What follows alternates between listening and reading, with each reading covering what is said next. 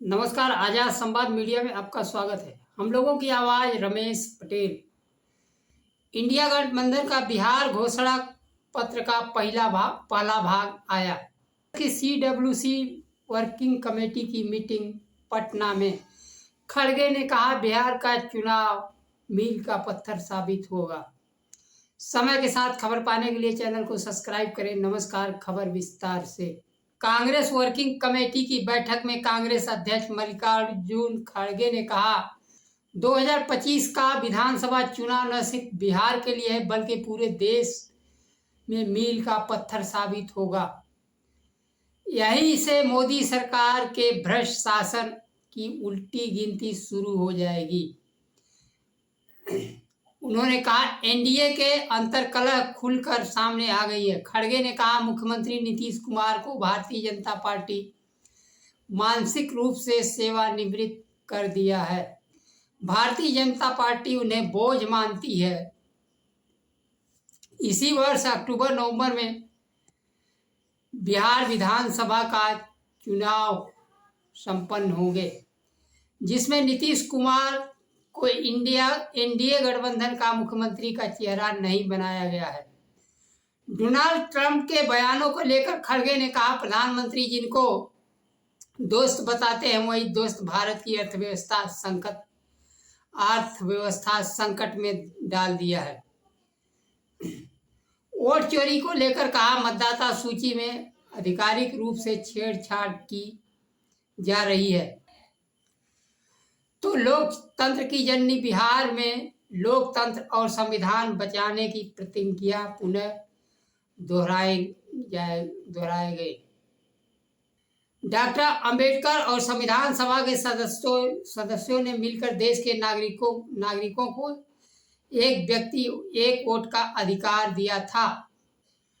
लोकतंत्र का आधार निष्पक्ष और पारदर्शी चुनाव होना है।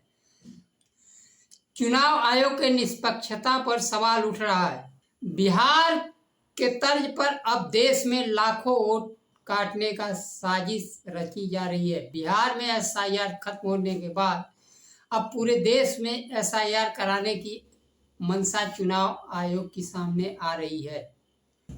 वोट चोरी का मतलब है आदिवासी, दलित, पिछड़े, अल्पसंख्यक, कमजोर और गरीब के राशन चोरी, पेंशन चोरी, बच्चों की परीक्षा, नौकरी चोरी।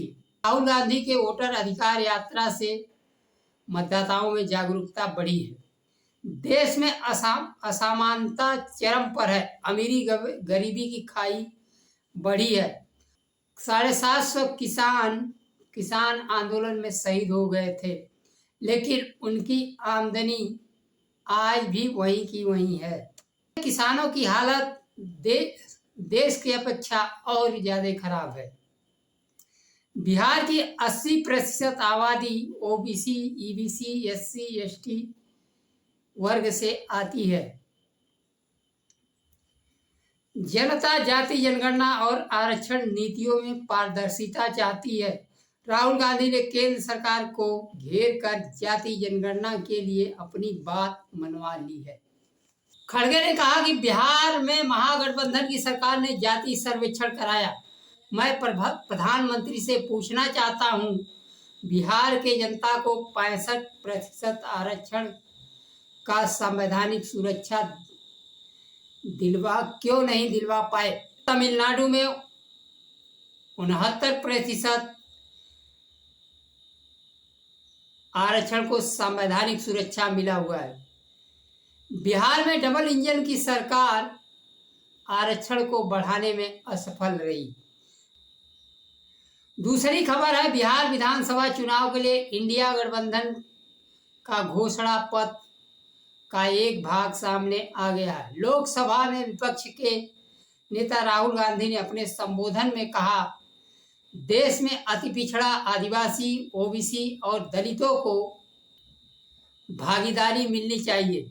तेजस्वी यादव ने अपने संबोधन में कहा 17 महीने के महागठबंधन की सरकार में आरक्षण सीमा बढ़ाकर 70% की गई थी। केंद्र सरकार को तमिलनाडु के तर्ज पर संविधान के 9वीं अनुसूची में शामिल करने का प्रस्ताव भेजा गया था, लेकिन मांग नहीं सुनी गई। तेजस्वी यादव ने भारतीय जनता पार्टी को आरक्षण चोर बताया।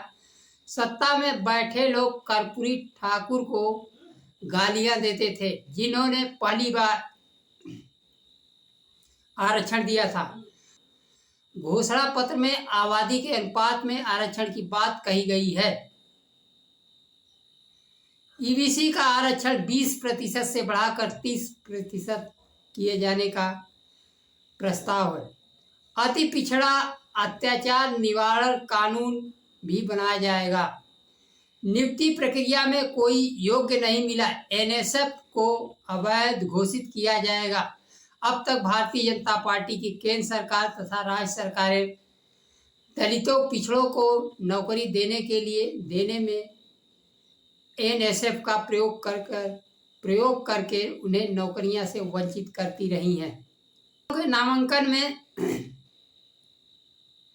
प्राइवेट स्कूलों के नामांकन में तथा सरकारी ठेका में और आपूर्ति टेंडर में ओबीसी, ईबीसी, एससी, एसटी के लिए 50% आरक्षण का प्रावधान किया जाएगा। निजी संस्थानों में आरक्षण लागू किया जाएगा। इंडिया गठबंधन के घोषणा पत्र के साथ बिहार विधानसभा चुनाव का इंडिया गठबंधन के पहला घोषणा पत्र में आरक्षण की 50% सीमा खत्म करने की भी बात कही गई है। नौकरी और ठीकों में आरक्षण लागू किए जाने का प्रस्ताव दिया गया है। घोषणा पत्र जारी करते हुए लोकसभा में विपक्ष के नेता राहुल गांधी, कांग्रेस अध्यक्ष मल्लिकार्जुन खड़गे, तेजस्वी यादव तथा मुकेश सहनी उपस्थित थे। आज के लिए बस इतना ही। नमस्कार। जय संविधान।